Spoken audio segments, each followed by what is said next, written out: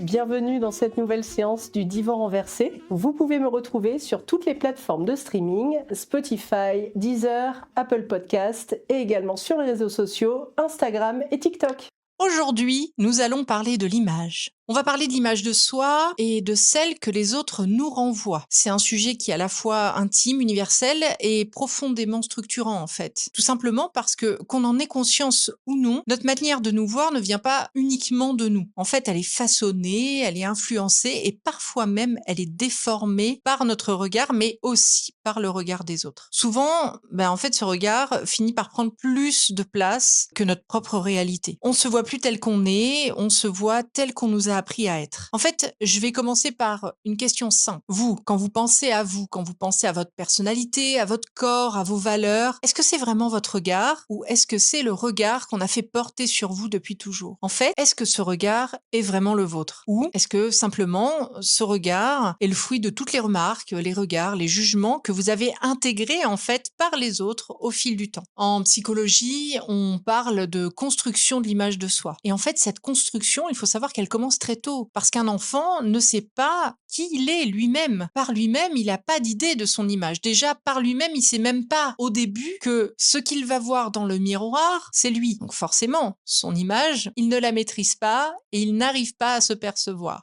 Il apprend à se définir en fait au travers du regard des autres et souvent au travers du regard de ses figures d'attachement en fait. Que ce soit les parents, que ce soit les proches, quand il commence à aller à l'école, que ce soit les enseignants et les copains par la suite. Quand un enfant va entendre tu es sensible, tu es difficile, tu es brillant, tu es maladroit, enfin bref, j'en passe, en fait, il ne va pas recevoir seulement une information. En gros, il va recevoir une définition de lui-même. Cette définition, en tant qu'enfant, il va l'intégrer, mais non pas comme quelque chose dont il va pouvoir se séparer, mais comme une vérité. Et c'est là que commence ce qu'on va pouvoir appeler le phénomène de miroir. Alors attention, on n'est pas sur un miroir neutre en fait. On est sur un miroir qui va être émotionnel, qui va être chargé d'interprétation, de projection, de biais, parce que le regard de l'autre n'est jamais objectif. Il est toujours teinté de son histoire, de ses attentes et de ses propres fragilités.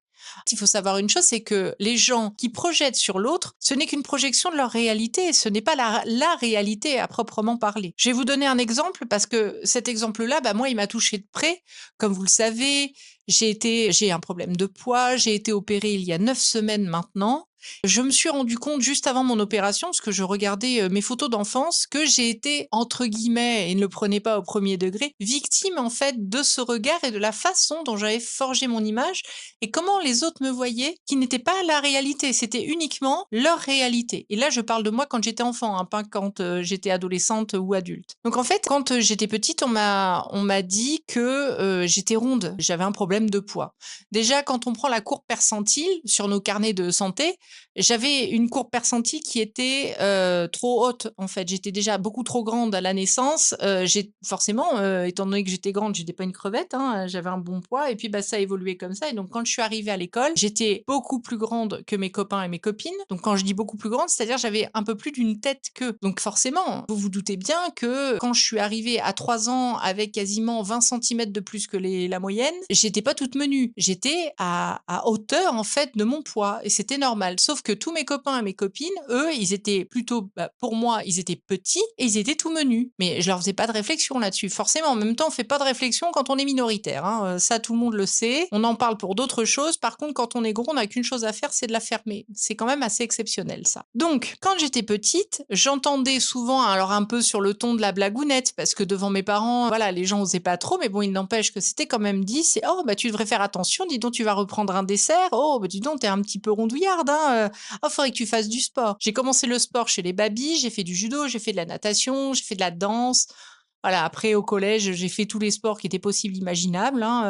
J'adorais ça. Ça ne m'empêchait pas d'avoir un physique beaucoup plus développé que la norme et ça ne m'empêchait pas d'avoir un poids aussi plus important que la norme. En fait, quand je regarde les photos, j'étais toujours pas ronde. J'ai montré ces photos à des gens autour de moi. pour savoir si c'était mon regard qui était un regard trop tendre sur cet enfant ou si c'était la réalité. Et les gens à qui je l'ai montré, c'est quand même des médecins et autres, parce que j'ai eu besoin de savoir et ils m'ont tous dit: «Bah non, en fait, tu avais pas de problème de poids». Mais c'est pas ce qu'on m'a dit quand j'étais petite. Je peux vous assurer que ce qu'on m'a dit quand j'étais petite, c'était vraiment que j'avais un problème de poids et c'est noté sur, mes carnets de santé par les médecins scolaires et autres. Donc ça veut dire que dès petite, j'ai eu cette, entre guillemets, «épée de Damoclès» du il va quand même falloir faire très attention à l'évolution de ce corps qui visiblement ne correspond pas à la norme. Physiquement, quand on est en avance sur les autres dans sa classe ou même sur ses frères, ses sœurs, ses cousins, ses cousines, le corps est différent, mais il n'est pas forcément problématique. Et bah là, en l'occurrence, le corps était différent et il devenait problématique parce que le regard sur mon corps était réduit à l'idée que l'autre se faisait de ma taille et de mon poids. Donc en fait, à ce moment-là, ce qui s'est passé, c'est que j'ai commencé à ne plus vraiment percevoir mon corps tel qu'il était. J'ai commencé à me voir à travers de l'étiquette de la grosse, en fait, puisque c'était souvent ce qu'on me disait. Alors en soi, je m'en fichais un peu parce que j'étais pleine d'humour et que j'avais plein de super copains et de copines et que j'arrêtais pas de m'amuser. C'est l'avantage d'avoir quand même une qualité entre guillemets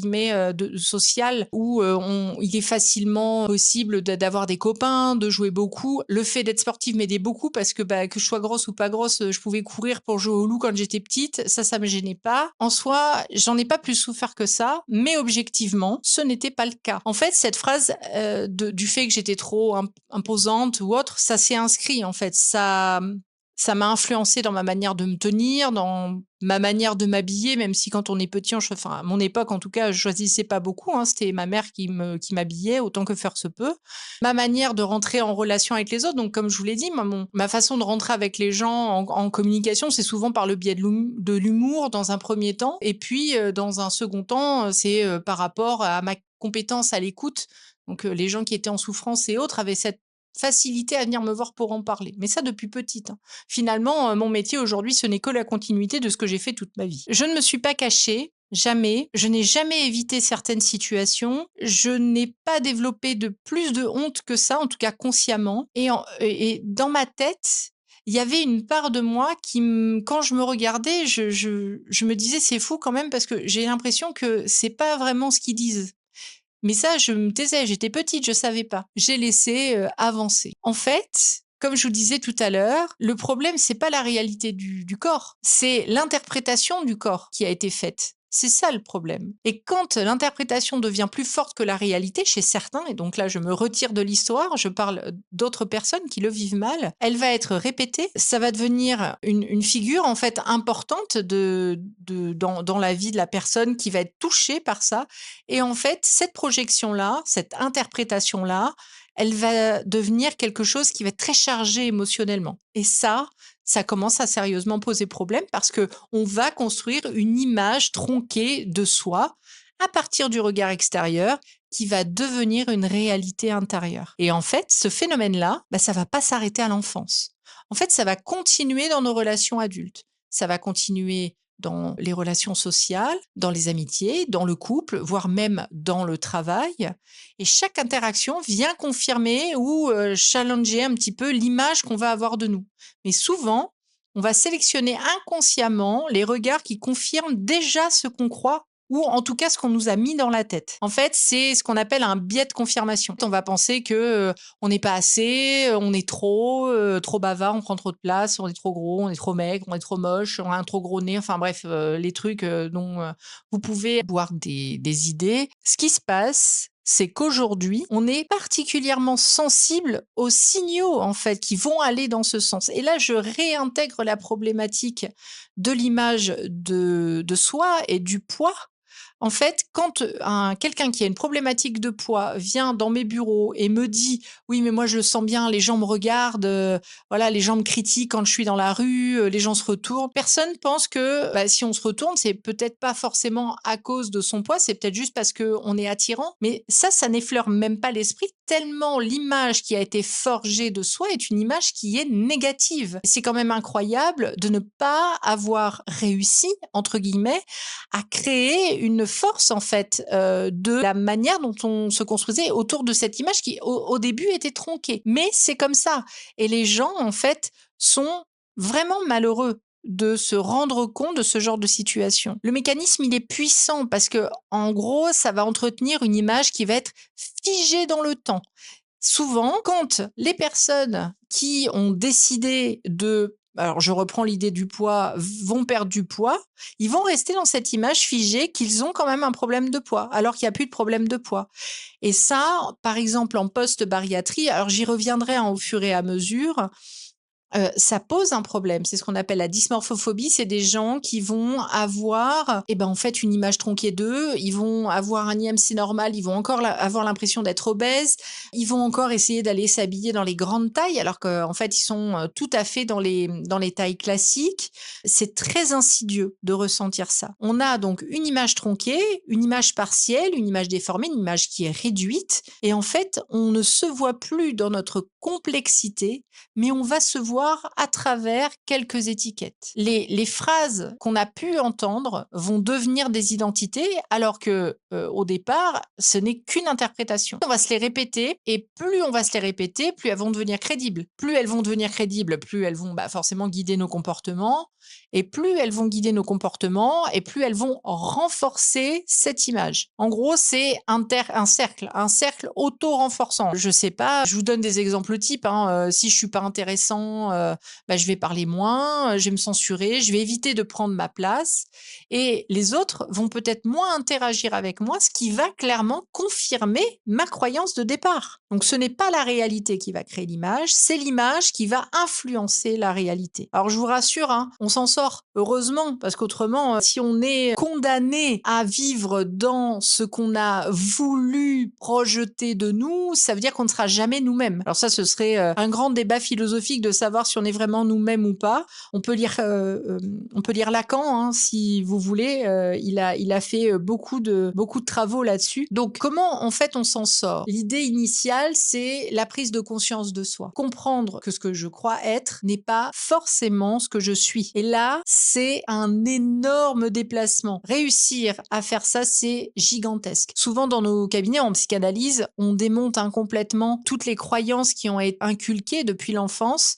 On les démonte une par une pour recréer en fait l'image de soi telle que nous, on veut la voir, et telle qu'on la perçoit surtout. Ensuite, il va y avoir un travail de différenciation qui va être mis en place, où on va apprendre à distinguer ce qui vient de moi et ce qui vient des autres. Et souvent, il y a une question très très simple qui peut aider, c'est elle vient d'où cette idée que j'ai de moi? Est-ce que c'est une expérience personnelle qui a été répétée, ou est-ce que c'est quelque chose que quelqu'un m'a dit un jour et que j'ai gardé? Parce que en fait, beaucoup de nos croyances identitaires viennent d'événements qui sont isolés, mais qui ont été émotionnellement marquants. Souvent, ça peut être une humiliation, une critique, un rejet, une moquerie, enfin bref, ce que vous voulez. Ces moments prennent une place qui devient disproportionnée dans notre construction. Ensuite, on va multiplier les miroirs. Si vous ne vous regardez qu'à travers un seul prisme, un seul regard, vous limitez en fait votre perception. Allez chercher des environnements différents. Fréquemment, les gens qui s'extirpent en fait d'un environnement qui, pour certains, et pas tous, heureusement, est très toxique, se rendent compte que la perception que d'autres d'un environnement différent va pouvoir rejeter de lui et percevoir sera totalement différent, et là il est perdu, il va falloir qu'il reconstruise en fait complètement une image de soi. Et c'est assez intéressant d'avoir des relations différentes ou des contextes où on va pouvoir être perçu en fait autrement, parce qu'on n'est pas la même personne partout, et c'est tant mieux qu'on soit pas la même personne partout. Et enfin, je pense ce qui est le plus important, c'est de réapprendre à se regarder à l'intérieur. Apprenez à savoir qui vous êtes, quelles sont vos propres valeurs, quelles sont vos propres convictions, quelle est votre propre pensée en fait.